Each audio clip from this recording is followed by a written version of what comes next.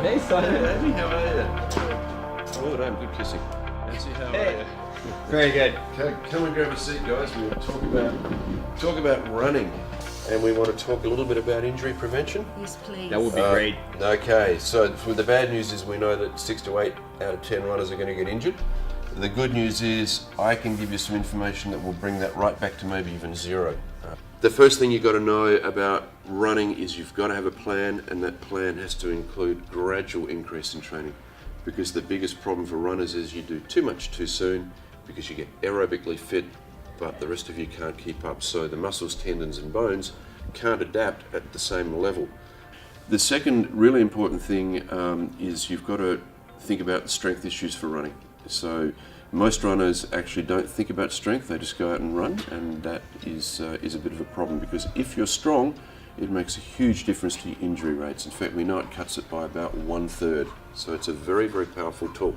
So get into the gym, especially look at working on the structures proximally up higher around your hips, especially your butt muscles and your core. Very, very important. The third thing to understand about running is I find it quite unusual with running that people don't actually normally have access to a coach. So you go out, you buy a pair of shorts, you buy a pair of shoes, and you go out and run. And I can't think of another sport that's like that. So if you go snow skiing, you're going to have an instructor to teach you how to play the sport. Same with golf, most sports.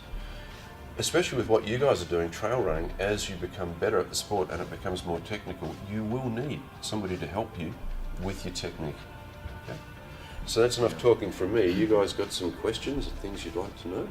What would you say about, there's a lot of discussion about forefoot, midfoot, heel strike, like what would you say is better for trail running? The answer is there is no better way, because what's good for you might be completely different for Amy. You learned to run when you were about between 1 and 2, and it's reasonably hardwired, so it's quite hard to change. And if you weren't injured, you would not make a radical change to the way you run, because that is going to really turn everything upside down, and it might actually generate an injury for you. Yeah, thanks. Pleasure. That'll be $60. We put it on the company card. Expense it.